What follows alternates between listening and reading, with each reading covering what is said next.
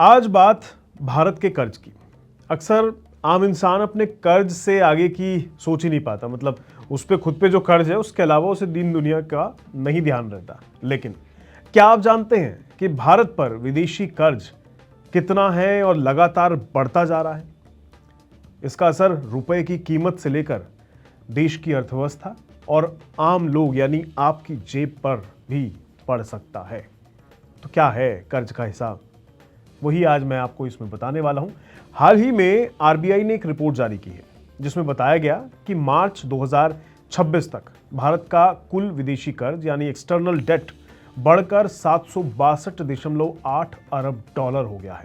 भारतीय रुपए में अगर मैं इसको कैलकुलेट करके आपको बताऊं तो कीमत लगभग 66 लाख करोड़ रुपए बैठती है।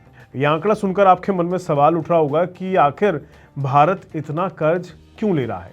क्या ये भारत के लिए खतरे की घंटी है या फिर सामान्य आर्थिक प्रक्रिया है जो हर देश में आमतौर पर चलती रहती है?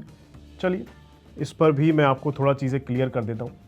सबसे पहले ये समझते हैं कि भारत का विदेशी कर्ज बढ़ने का मतलब क्या होता है, आखिर इसका एक्चुअल मीनिंग क्या है। अक्सर लोग उस चीज को समझते नहीं है, डायरेक्टली सोचते हैं कि पूरे देश पर इतना कर्ज है मतलब शायद सरकार ले रही है और उसका क्या कर रही है, महंगाई तो बढ़ती जा रही है क्योंकि, पर आमतौर पर लोग समझ नहीं पाते हैं। तो चलिए सबसे पहले ये बताता हूं कि आखिर विदेशी कर्ज होता क्या है, उसे एक्सटर्नल डेट जो कहते हैं वो क्या है।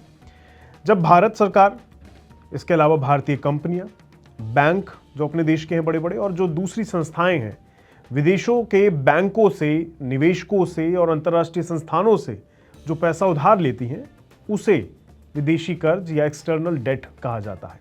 यानी ये जरूरी नहीं है कि पूरा का पूरा कर्ज सिर्फ भारत सरकार द्वारा लिया जा रहा हो। इस कुल कर्ज में सरकार के साथ साथ निजी कंपनियां भी भागीदार होती हैं, बैंक भी भागीदार होते हैं और दूसरी संस्थाओं का भी बड़ा हिस्सा शामिल होता है। इसलिए जब आप सुनते हैं कि भारत पर इतना विदेशी कर्ज है तो इसका मतलब ये कतई नहीं होता कि पूरा पैसा सिर्फ सरकार को लौटाना है। अब बात करते हैं नए आंकड़े क्या कह रहे हैं। आरबीआई के मुताबिक मार्च 2025 में भारत का विदेशी कर्ज करीब 736.5 अरब डॉलर था, जो मार्च 2026 में बढ़कर 762.8 अरब डॉलर हो गया। यानी सिर्फ एक साल में इसमें 26.3 अरब डॉलर की बढ़ोतरी हो गई है। अगर रुपए में देखें तो यह बढ़ोतरी लाखों करोड़ रुपए बैठती है। इसके साथ ही अगर आप भारत का डेट टू जीडीपी रेशो भी देखें तो वो 19.8% से बढ़कर 20.8% पर पहुंच गया है। इसका मतलब यह है कि देश की अर्थव्यवस्था के मुकाबले विदेशी कर्ज का हिस्सा थोड़ा बढ़ गया है। अब सवाल उठता है कि आखिर ये कर्ज बढ़ा क्यों? क्या जरूरत है इसके बढ़ने की? इसकी एक नहीं, एक्चुअली कई वजह हैं। जैसे भारतीय कंपनियां विदेशों से सस्ता लोन लेती हैं, क्यों? ताकि अपने कारोबार का विस्तार कर सकें। ये ज्यादातर आमतौर पर लोग जानते हैं। लेकिन कई बैंक भी विदेशों से पैसा जुटाते हैं, क्यों? ताकि देश के अंदर ज्यादा लोन दिया जा सके। इसके अलावा सरकार भी अपनी कुछ प्रोजेक्ट्स के लिए, कुछ विकास के जो कार्य चल रहे हैं देश में, उनके लिए विदेशी संस्थाओं से कर्ज उठाती हैं। यानी हर विदेशी कर्ज बुरा नहीं होता है। अगर उस पैसे का सही इस्तेमाल हो और उससे देश की अर्थव्यवस्था मजबूत हो तो ये विकास का हिस्सा माना जाता है। लेकिन इस रिपोर्ट में एक और बात सामने आई है जिस पर ध्यान देना ज्यादा जरूरी है। भारत के कुल विदेशी कर्ज में शॉर्ट टर्म डेट यानी ऐसा कर्ज जिसे एक साल के अंदर चुकाना होता है, उसका हिस्सा अब बढ़ गया है। ये एक थोड़ा चिंता वाली बात है। पिछले साल ये कुल कर्ज का 18.3% था, जो अब बढ़कर 19.6% हो गया है। इसका मतलब यह है कि आने वाले समय में भारत को पहले के मुकाबले ज्यादा रकम जल्दी लौटानी पड़ सकती है। यही वजह है कि अर्थशास्त्री इस आंकड़े पर नजर रखते हैं। एक और दिलचस्प बात है वो ये कि भारत के विदेशी कर्ज का सबसे बड़ा हिस्सा अमेरिकी डॉलर में है। आरबीआई के अनुसार लगभग 55.5% विदेशी कर्ज डॉलर में है।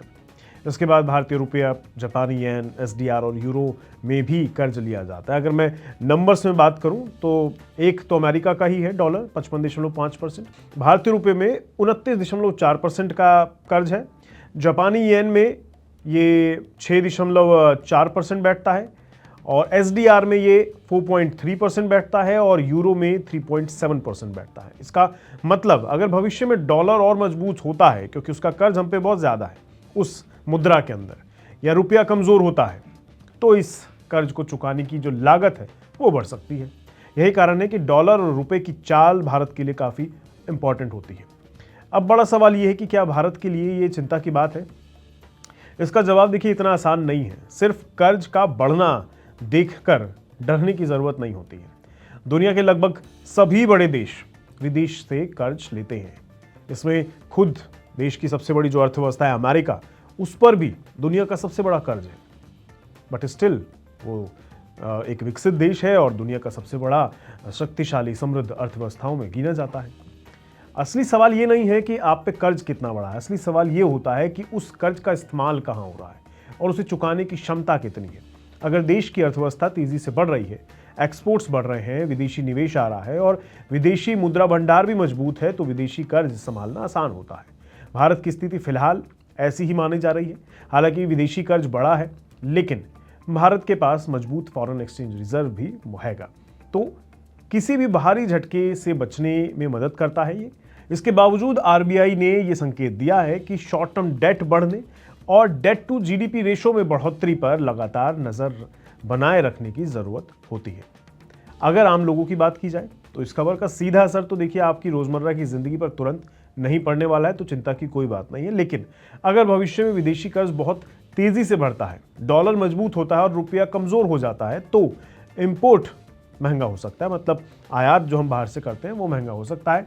इसका असर पेट्रोल, इलेक्ट्रॉनिक्स, मोबाइल, मशीनरी और कई दूसरी इंपोर्टेड चीज़ों की कीमत पर देखने को मिल सकता है। वहीं अगर देश की अर्थव्यवस्था मजबूत रहती है और कर्ज का सही इस्तेमाल होता है, तो यही पैसा नई सड़कें, रेलवे, बिजली, उद्योग और रोजगार बढ़ाने में भी मदद कर सकता है। तो कुल मिलाकर आरबीआई की रिपोर्ट हमें बताती है कि भारत का विदेशी कर्ज बढ़ा जरूर है, लेकिन अभी इसे संकट की स्थिति के तौर पर नहीं देखा जाना चाहिए।